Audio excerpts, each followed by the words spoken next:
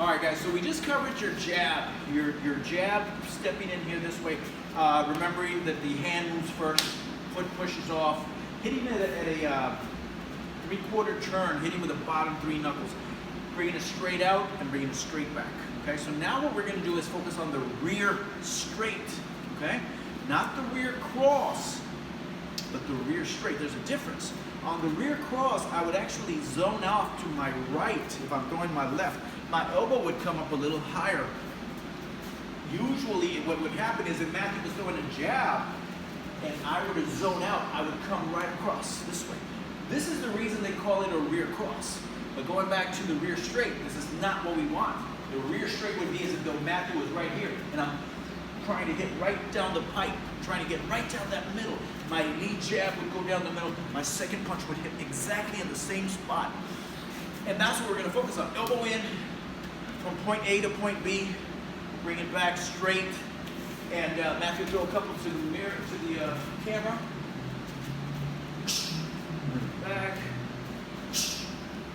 One more. Good. Then what he's going to do is hit the pad.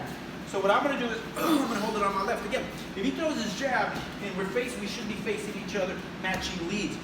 He would throw his jab to my right hand. His right hand would go to my right hand.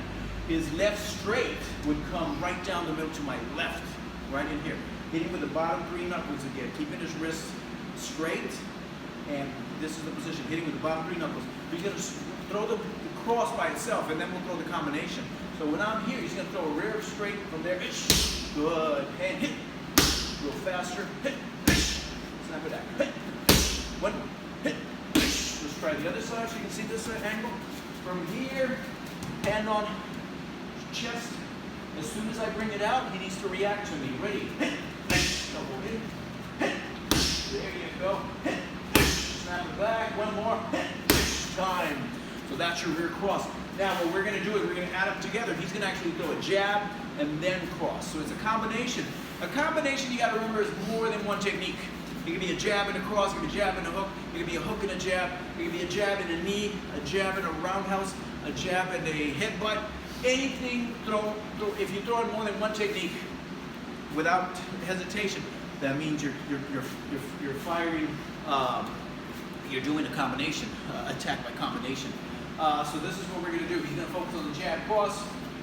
Again, my right hand is going to go to his right hand is going to come to my right hand, and his left straight is going to come right down the middle, hitting my my left hand. So when I say hit, he'll throw them both, keeping his elbows in. Ready? Hit. There you go. Hit. One more. Hit. Last one. Hit. Good. Let's try the other side. Pay attention to this. Right hand comes to the right, throw it slow, left, right in here. That's what we're looking for. Ready? Hit. Hit. One more time. Hit. Last one. Hit. Time. That's your rear cross. Your rear straight. I apologize. That's your rear straight. Then we're going to add the hook now. So all we got to do with a hook, stay right where you guys are, don't leave. Your hook is going to come off. Again, we're trying to throw it the JKD way. Even though we do Krav, we're trying to add a little bit of JKD to this without winding up too much. I want you to throw it non-telegraphically from here. If my knuckle should be kind of pointing to where I want it to go. My weight is 50-50 right now. Actually, I'll do it sideways so you can see this. My weight, my rear wheel is raised up. Elbows are in.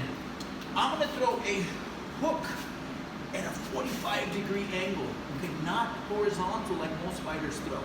The reason for that is that if I throw it horizontal, it's easy for him to give him a bob and weave to get out of the way and counter me. Boom, this is what I'm trying to avoid. If I throw it our way, if I throw it the JKD way, by putting a little bit of an angle to it, a 45-degree angle, guess what? He's going to run right into my, if I miss with my fist, his head's going to run right into my elbow, which is a good thing. That's what we want. I've still got him. So that's the reason we throw it at a 45-degree angle. Notice how it's facing this way. Hits, and my weight comes to the rear leg. Shifts to the rear. Here, shifts to the rear. Here, again, not horizontal. And even if you were to throw it horizontal, it wouldn't be such a bad thing, especially if you connect. But again, this is giving you a better chance of connecting so that you don't have to have any misses.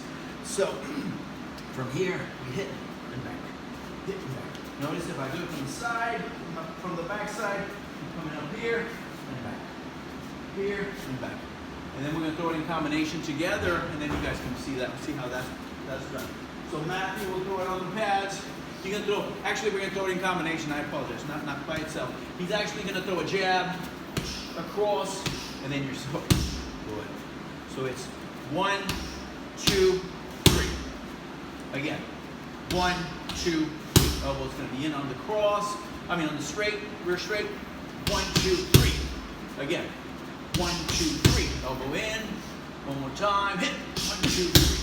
Listen to his breathing, and that's really important. You got to remember two things about the breathing. It's going to show you two things: that you're not holding your breath, and then you're not hyperventilating. Breathe out.